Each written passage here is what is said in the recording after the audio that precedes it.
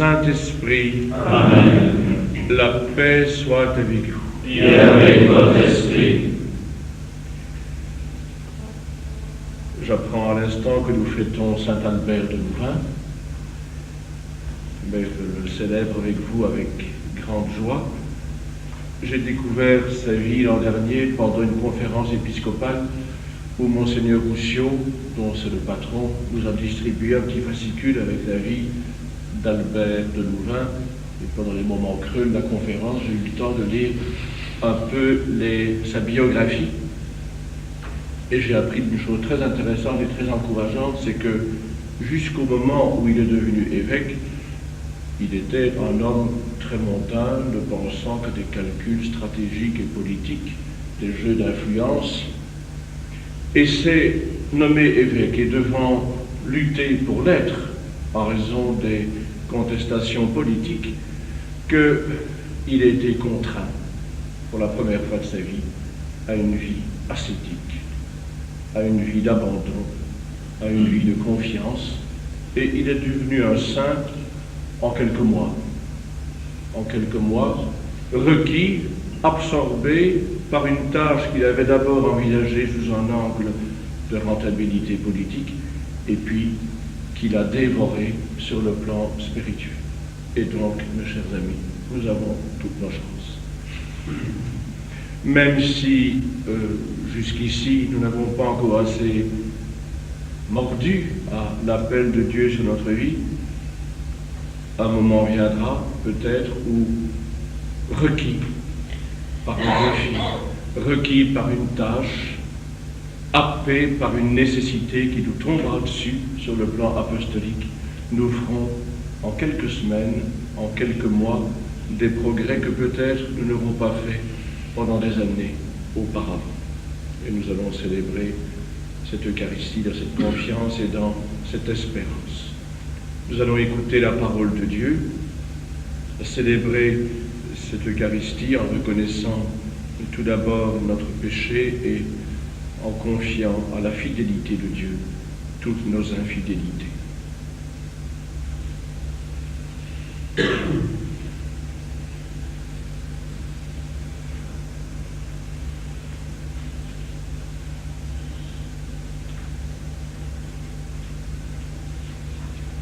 Je confesse à Dieu Dieu Tout-Puissant, je reconnais devant mes frères que j'ai péché en pensée, en parole, par action et par omission. Oui, j'ai vraiment péché. C'est pourquoi je supplie la Vierge Marie, les anges et tous les saints, et vous aussi mes frères, de prier pour moi le Seigneur notre Dieu.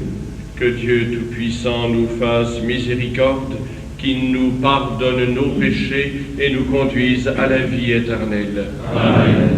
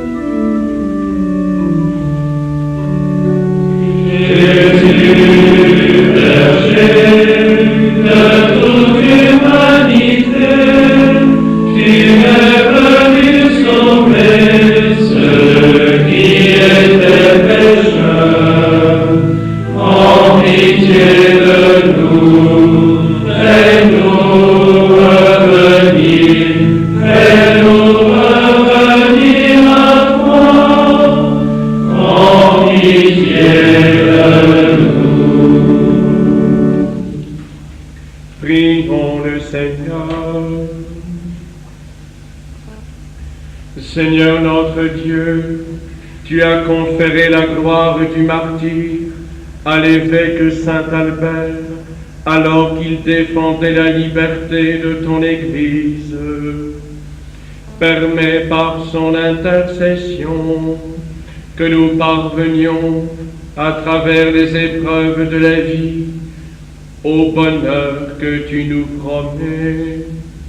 Par Jésus-Christ, ton Fils, notre Seigneur et notre Dieu, qui règne avec toi et le Saint-Esprit, maintenant et pour les siècles des siècles.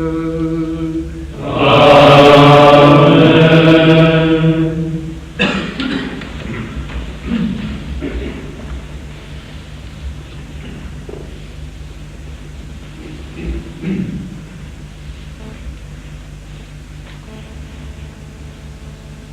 Lecture de l'Apocalypse de Saint Jean. Moi, Jean, j'ai vu encore un ange qui descendait du ciel. Il avait reçu une autorité si grande que la terre fut illuminée de sa gloire. Il s'écria d'une voix puissante: elle est tombée, Babylone la grande. La voilà devenue une tanière de démons, un repère de tous les esprits impurs, un repère de tous les oiseaux impurs et répugnants. Alors un ange puissant prit une pierre, pareille à une grande meule. Il la précipita dans la mer en disant: c'est ainsi que sera précipitée avec violence Babylone, la grande ville. Et on ne la retrouvera jamais plus. La musique des joueurs de harpe et d'autres instruments des joueurs de flûte et de trompette, chez toi ne s'entendra jamais plus. Aucun artisan, d'aucun métier, chez toi ne se trouvera jamais plus. Et le bruit de la meule, chez toi, ne s'entendra jamais plus. La lumière de la lampe, chez toi, ne brillera plus. Le chant du jeune époux et de son épouse, chez toi, ne s'entendra jamais plus. Pourtant, les marchands étaient les grands de la terre, de tes sortilèges égarés toutes les nations. Après cela, j'ai entendu dans le ciel, comme une voix puissante, celle d'une foule immense qui proclamait « Alléluia, c'est à notre Dieu qu'appartiennent le salut, la gloire et la puissance, car ses jugements sont vrais et justes. Il a jugé la grande prostituée qui corrompait la terre par sa prostitution. Il l'a frappée pour venger le sang de ses serviteurs. Et cette foule reprit « Alléluia, la fumée de l'incendie s'élève pour les siècles des siècles. » Un ange me dit alors « Écris ceci, heureux les invités au repas des noces de l'agneau. » Parole du Seigneur. Nous rendons grâce à Dieu.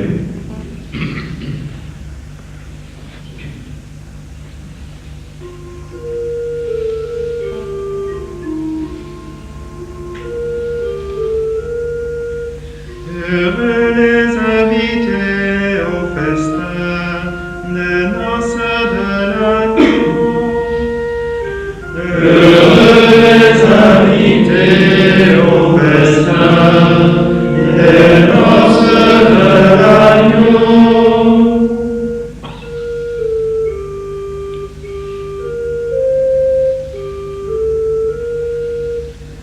Acclamez le Seigneur, terre entière. Servez le Seigneur dans l'allégresse. Venez avec lui avec des chants de joie. Heureux les invités au festin des noces de l'agneau. Reconnaissez que le Seigneur est Dieu. Il nous a fait et nous sommes alliés. Nous, son peuple, son troupeau.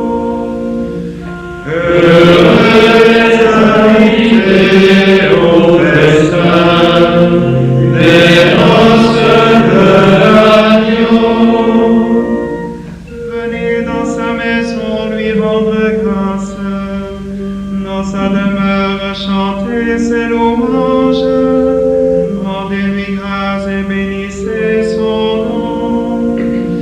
Heureux les invités au festin des noces de l'agneau.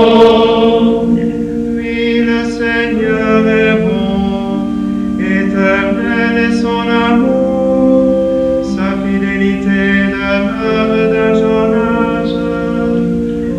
Heureux les invités au festin des noces de l'agneau.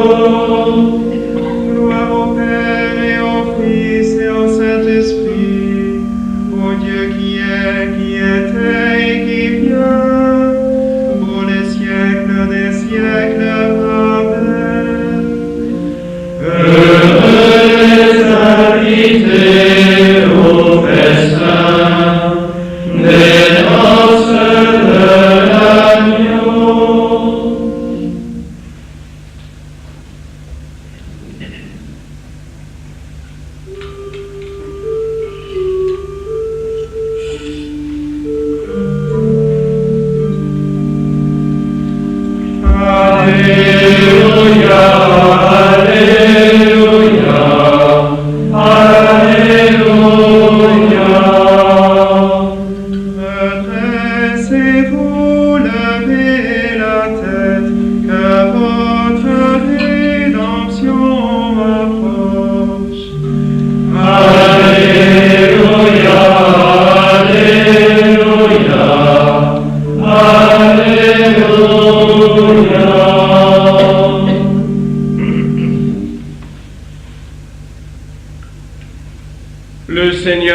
soit avec vous. Et avec votre esprit. Évangile de Jésus-Christ selon saint Luc. Gloire à toi, Seigneur.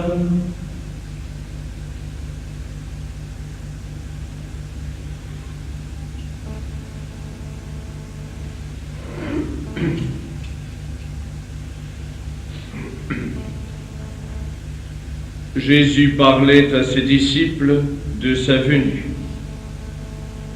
Lorsque vous verrez Jérusalem encerclée par des armées, sachez alors que sa dévastation est toute proche. Alors ceux qui seront en Judée, qu'ils s'enfuient dans la montagne. Ceux qui seront à l'intérieur de la ville, qu'ils s'en éloignent. Ceux qui seront à la campagne, qu'ils ne rentrent pas en ville, car ce seront des jours où Dieu fera justice pour accomplir toute l'écriture. Malheureuses les femmes qui seront enceintes et celles qui allaiteront en ces jours-là, car il y aura une grande misère dans le pays, une grande colère contre ce peuple. Ils tomberont sous le tranchant de l'épée, ils seront emmenés en captivité chez toutes les nations païennes. Jérusalem sera piétinée par les païens, jusqu'à ce que le temps des païens soit achevé. Il y aura des signes dans le soleil, la lune et les étoiles. Sur terre, les nations seront affolées par le fracas de la mer et de la tempête. Les hommes mourront de peur, dans la crainte des malheurs arrivant sur le monde, car les puissances des cieux seront ébranlées. Alors, on verra le Fils de l'homme venir dans la nuée, avec grande puissance et grande gloire. Quand ces événements commenceront, redressez-vous et relevez la tête, car votre rédemption approche. Acclamons la parole de Dieu. Louange à toi, Seigneur Jésus.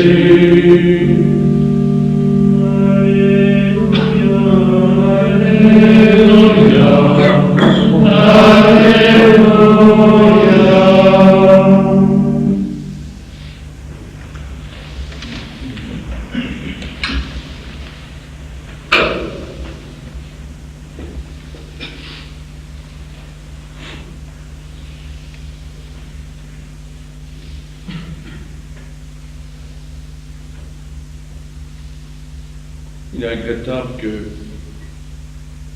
par peur d'une liturgie trop longue ou par peur de choquer certaines oreilles, on ait pour la lecture d'aujourd'hui laissé tomber une bonne partie, la plus grande partie du splendide chapitre 18 de l'Apocalypse. C'est un merveilleux chapitre de théologie politique. C'est le jugement porté par Dieu sur l'histoire du monde, et plus précisément sur l'histoire du monde au sens joannique du mot monde, le monde qui s'organise sans Dieu et même contre Dieu, un peu comme la cité des hommes, telle que Augustin l'a décrit dans son grand ouvrage « La cité de Dieu », à laquelle il oppose l'amour de soi poussé jusqu'au mépris de Dieu. Ça, c'est la cité du monde au sens péjoratif du mot. Et cette cité, sans Dieu ou contre Dieu, elle est ici symbolisée par Babylone la Grande. Et c'est bien sûr Rome, le pouvoir impérial, persécuteur qui est visé. Mais c'est aussi tout ce qui, à travers les siècles et aujourd'hui encore, est dans l'oubli de Dieu, l'exploitation de la personne humaine et du travail humain et l'abus des ressources humaines. Il y a des versets étonnants dans ce chapitre 18, d'une actualité terrible, où il est question de tous les marchands qui s'enrichissent et qui se frottent les mains en s'enrichissant sur le dos des autres. Et il est question aussi des cargaisons de chair humaine. Et ça ne manque pas aujourd'hui, non plus sous les formes archaïques de l'esclavage de l'Antiquité, mais sous la forme de toutes les exploitations organisées et savamment organisées du corps humain qui sont très largement répandues. Babylone la Grande. Quand on soulève un tout petit peu le voile sur les réalités mafieuses qu'il y a dans nos sociétés, et c'est une redoutable actualité dans certains pays, eh bien, on voit l'univers qui est évoqué par ces versets très forts du chapitre 18 de l'Apocalypse. Et ce qui est célébré avec exultation et avec beaucoup de sens poétique, c'est l'anéantissement, enfin. C'est le jugement porté par Dieu sur cette cité, sur cette Babylone la Grande, dont il ne reste plus rien. Car l'empire du mal, qui est actuellement si puissant, tentaculaire, plein d'imagination pour emprisonner des êtres humains, s'écroulera. La musique des joueurs de harpe et d'autres instruments, des joueurs de flûte et de trompette chez toi ne s'entendra jamais plus, jamais plus, jamais plus, jamais plus. Et pourtant tes marchands étaient les grands de la terre, et tes sortilèges égaraient toutes les nations. Et de tout cela, avec le jugement de Dieu, il ne restera rien, sinon une fumée d'incendie qui s'élève pour les siècles des siècles. Et par contre, ce qui demeure, c'est la cité de Dieu, comme dit Augustin, là où l'on pousse l'amour de Dieu jusqu'à l'oubli de soi. C'est la foule immense qui, dans le ciel, proclame Alléluia, qui loue Dieu, la cité de Dieu. Tous ceux qui sortent de la grande persécution, de la grande épreuve, qui ne comptaient pas aux yeux de la Babylone humaine et qui sont la vraie réalité qui, elle, durera. Car c'est à notre Dieu qu'appartiennent le salut, la gloire et la puissance. Car ses jugements sont vrais et justes. Et voyant ce spectacle et ce contraste entre la grande Babylone qui n'est plus qu'une fumée qui monte, et la béatitude de la cité céleste, un ange dit au visionnaire de l'Apocalypse, écrit ceci: heureux les invités au repas des noces de l'agneau. Et nous entendons cela à chaque Eucharistie, qui est une petite anticipation de la cité céleste du royaume de Dieu. À chaque fois que nous allons nous approcher de l'Eucharistie, de la communion, nous entendons heureux les invités au repas des noces de l'agneau. Et c'est en pensant à ces deux cités que dans chaque Notre Père que nous disons, nous prions: Seigneur, notre Père, que ta volonté se réalise sur la terre comme elle est déjà réalisée dans le ciel. Car cette cité céleste, elle est là, elle existe, elle est comme en surplomb par rapport à ce monde passé, perdu, qui s'évapore en fumée, ce monde où la volonté de Dieu est réalisée pour la joie des hommes Ce monde existe, il est là. Et nous demandons avec impatience, avec désir, que ta volonté soit faite sur la terre, comme elle l'est déjà pleinement dans le ciel.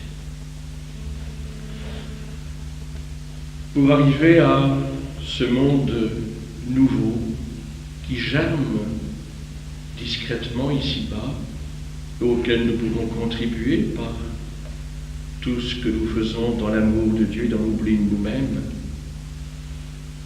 pour arriver à ce monde nouveau qui s'annonce dans chaque Eucharistie et qui se profile dans tout bien que nous accomplissons, il y a une épreuve par laquelle il faut passer, et il en est question dans l'Évangile. Dans cet Évangile, Jésus parle tout d'abord de la ruine de Jérusalem, qui est un événement majeur dans l'histoire sainte de l'humanité. La ruine du centre spirituel de la première alliance. C'est un événement théologique majeur que Jésus décrit dans les termes classique du siège et de l'anéantissement d'une ville, avec une précision qui fait réfléchir. Jérusalem sera piétinée par les païens, jusqu'à ce que le temps des païens soit achevé. C'est un verset qui personnellement m'a toujours beaucoup impressionné, surtout quand j'ai appris, étant adolescent, dans les cours d'histoire, que l'État d'Israël avait été reconstitué, qui n'était plus simplement foulé aux pieds par les nations, mais qu'il existait à nouveau comme une terre appartenant aux descendants du peuple élu. Et puis, dans le prolongement de cette vision de la ruine de Jérusalem, il y a une apocalypse sur la fin de ce monde. Et ce qui est dit là n'est pas très réjouissant, vous l'avez entendu. Sur terre, les nations seront affolées par le fracas de la mer et de la tempête. Les hommes mourront de peur dans la crainte des malheurs arrivant sur le monde, car les puissances des cieux seront ébranlées. Il me semble que l'image qui permet le mieux de comprendre cela, c'est l'image de notre mort sur le plan individuel. Si on y réfléchit, sans être loin du monde pessimiste, nous allons sur le plan de notre vie terrestre vers une catastrophe. Vous êtes ici, et moi avec, probablement plutôt en bonne santé, mais nous allons vers une catastrophe de cette vie terrestre, qui sera notre vieillissement, la maladie, la mort, un grand ébranlement de notre vie, et qui a un aspect redoutable, mais qui sera aussi l'étroit passage vers la vie qui ne finit pas, et de même l'ébranlement du monde que Jésus évoque ici, dans des images très classiques et qui ne sont pas un scénario de la fin des temps, mais une manière de dire que ce monde aura une fin, comme notre vie terrestre a une fin. Au terme de cette évocation redoutable, il y a une espérance. On verra le Fils de l'homme venir dans la nuée avec grande puissance et grande gloire. Et ce sera cela aussi redoutable. Les nations se frapperont la poitrine. Tous le verront, même ceux qui l'ont transpercé, dit l'Apocalypse. Mais la note d'espérance domine. Quand ces événements commenceront, redressez-vous, relevez la tête, car votre rédemption approche.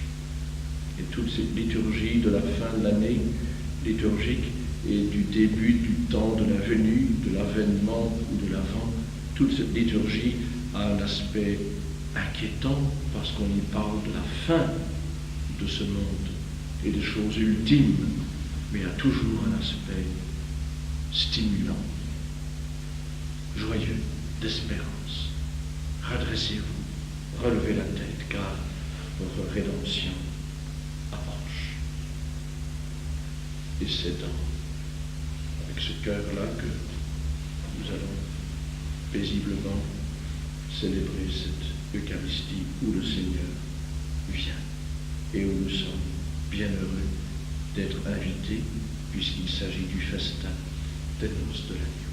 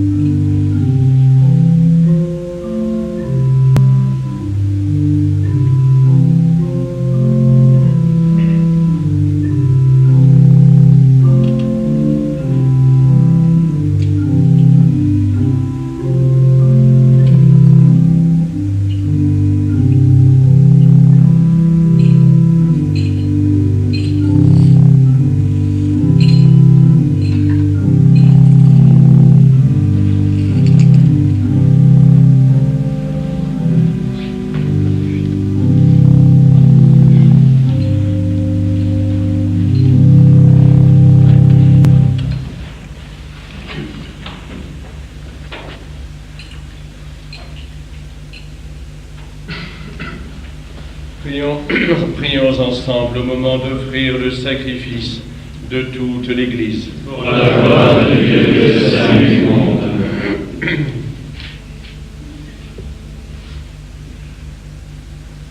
Par ta bénédiction, Seigneur, sanctifie nos offrandes, qu'elles nous obtiennent de ta grâce cet ardent amour qui donnait à saint Albert la force de souffrir pour toi jusqu'au bout. Par Jésus le Christ, notre Seigneur. Amen. Le Seigneur soit avec vous. Et avec notre esprit. Élevons notre cœur. Nous le tournons vers le Seigneur. Rendons grâce au Seigneur notre Dieu. Cela est juste et bon. Vraiment, il est juste et bon de te rendre gloire, de t'offrir notre action de grâce, toujours et en tout lieu, à toi, Père très saint, Dieu éternel et tout-puissant. Nous reconnaissons un signe éclatant de ta grâce dans le martyre de saint Albert. En donnant sa vie comme le Christ, il a glorifié ton nom. C'est ta puissance qui se déploie dans la faiblesse, quand tu donnes à des êtres fragiles de te rendre témoignage par le Christ notre Seigneur. C'est pourquoi, avec les anges dans le ciel, nous pouvons te bénir sur la terre et t'adorer en chantant.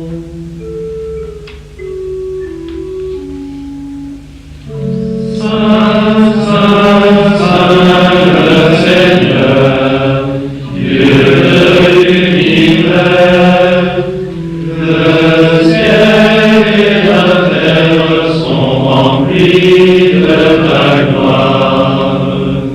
Hosanna au plus haut des cieux.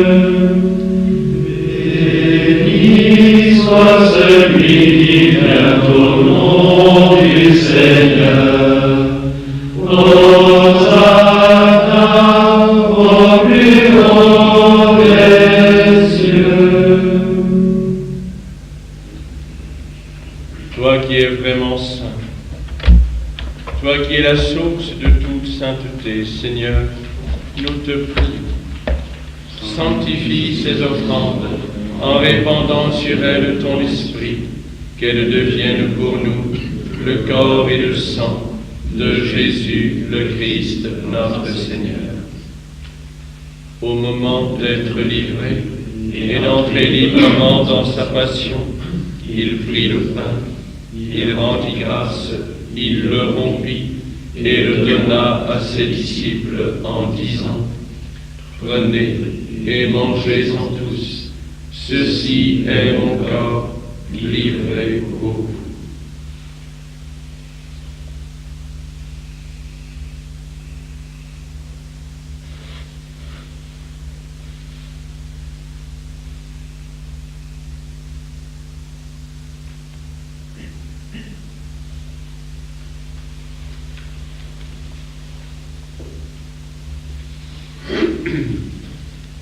De même, à la fin du repas, il prit la coupe. De nouveau, il rendit grâce et la donna à ses disciples en disant: Prenez et buvez-en tous, car ceci est la coupe de mon sang, le sang de l'alliance nouvelle et éternelle, qui sera versé pour vous et pour la multitude en rémission des péchés. Vous ferez cela en mémoire de moi.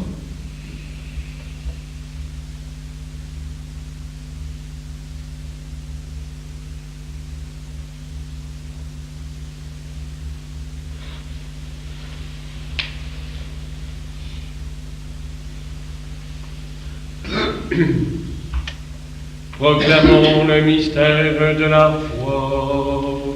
Gloire à toi qui étais mort, gloire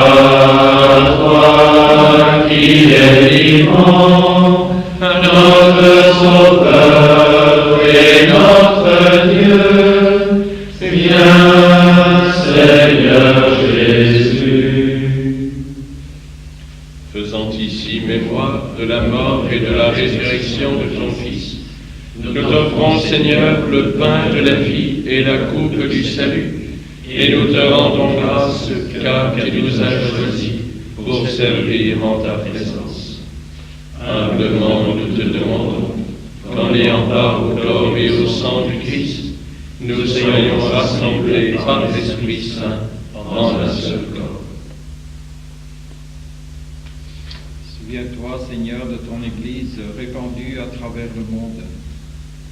Fais-la grandir dans ta charité avec le pape Jean-Paul, notre évêque André Micien et tous ceux qui ont la charge de ton peuple. Souviens-toi aussi de nos frères qui se sont endormis dans l'espérance de la résurrection et de tous les hommes qui ont quitté cette vie. Reçois-les dans ta lumière auprès de toi. Sur nous tous enfin, nous implorons ta bonté. Permets qu'avec la Vierge Marie, la bienheureuse Mère de Dieu, avec les apôtres, Saint Albert et les saints de tous les temps qui ont vécu dans ton amitié, nous ayons part à la vie éternelle, et que nous chantions ta louange par Jésus-Christ, ton Fils bien-aimé. Par lui, avec lui et en lui, à toi, Dieu le Père Tout-Puissant, dans l'unité du Saint-Esprit, toute honneur et toute gloire, pour les siècles des siècles.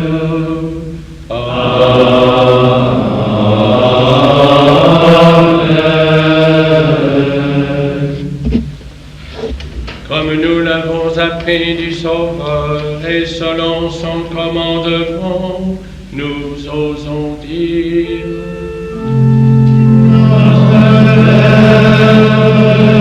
qui est aux cieux, que ton nom soit sanctifié, que ton règne vienne, que ta volonté soit faite sur la terre comme au ciel.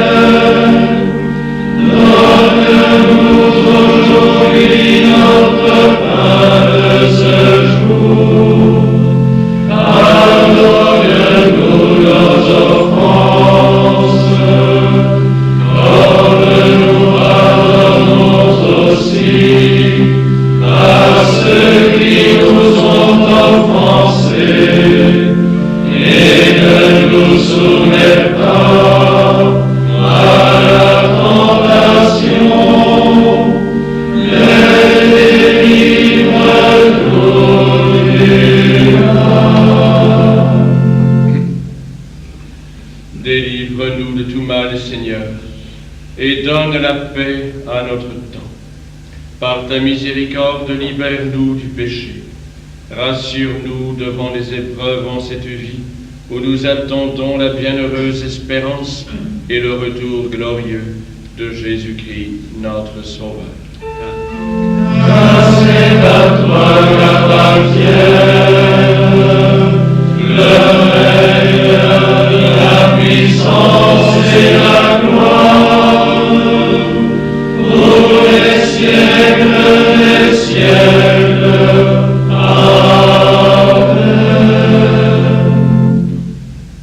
Seigneur Jésus-Christ, tu as dit à tes apôtres: je vous laisse la paix, je vous donne ma paix. Ne regarde pas nos péchés, mais la foi de ton Église. Pour que ta volonté s'accomplisse, donne-lui toujours cette paix et conduis-la vers l'unité parfaite, toi qui règnes pour les siècles des siècles. Amen. Que la paix du Seigneur soit toujours avec vous. Et avec votre esprit. Dans la charité du Christ, donne-nous la paix.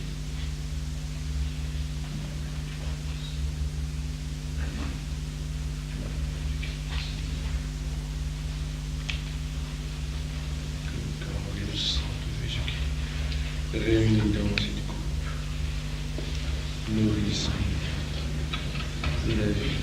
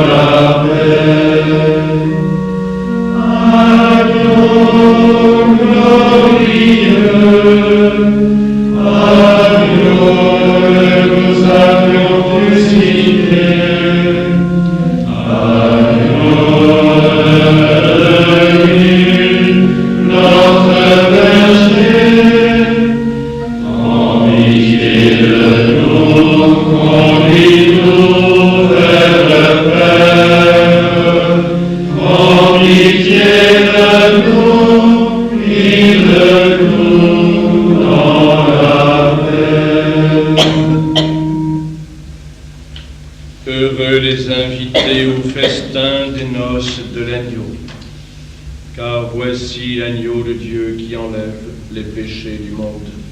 Seigneur, je ne suis pas digne de te recevoir, mais dis seulement une parole et je serai guéri. Que le corps de Christ incarne pour la vie éternelle.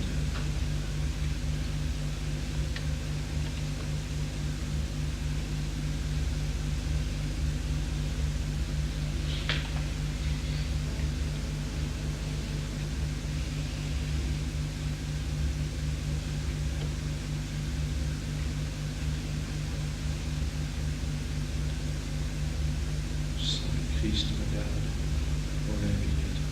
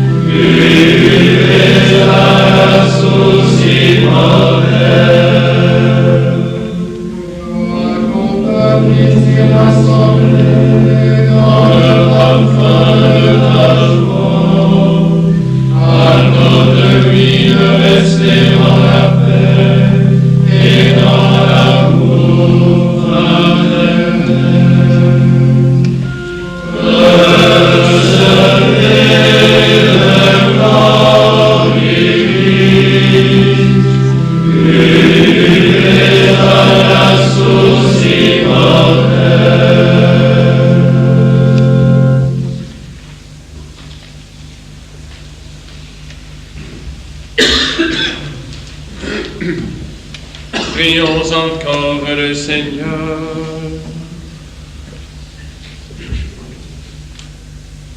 Déjà renouvelés par tes mystères très saints, nous te supplions, Seigneur, puissions-nous imiter le courage de Saint Albert, afin de connaître un jour le bonheur du ciel que tu réserves à ceux qui souffrent pour toi, par Jésus le Christ notre Seigneur. Amen. Le Seigneur soit avec vous. Et avec votre esprit. Que Dieu Tout-Puissant vous bénisse, le Père, le Fils et le Saint-Esprit. Amen.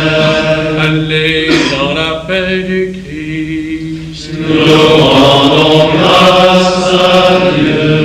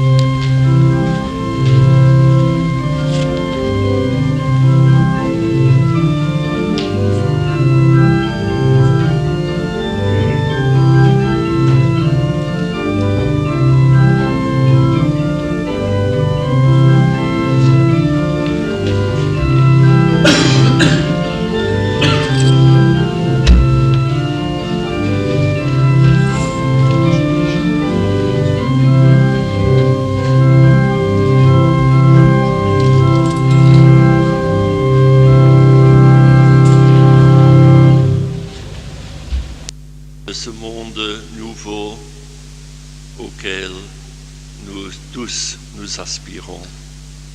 Oui, au cœur de cette ville, de l'amour de l'Évangile, de l'amour de Dieu et des hommes, il y a Marie, il y a le cœur de Marie. Mes frères et mes sœurs, regardons l'Évangile, comment Marie a aimé de tout son cœur.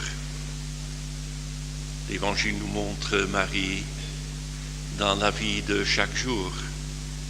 Par exemple, à table, aux noces de Cana, où elle a des yeux pleins d'attention pour les petits problèmes de ces gens qui fêtent leurs noces et qui craignent qu'il y aura un échec. Elle est pleine d'attention à table, au cœur de la maison. Et elle dit à son fils,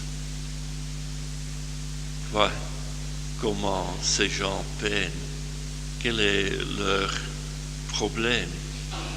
Et elle dit aussi au serviteur, faites tout ce que lui vous dira. Marie est aussi celle qui visite les gens qui sont en difficulté, des gens qui ont connu une grande joie et qui sont pleins d'espérance. Elle visite sa cousine Élisabeth et elle y va avec Jésus dans son cœur. Et finalement, nous voyons comment Marie est aussi au pied de la croix de son Fils et la croix de l'humanité. Et là, elle est présente de tout son cœur. Elle est déjà la réponse de l'humanité à cet amour de son Fils. Mes frères et mes sœurs et chers jeunes chrétiens,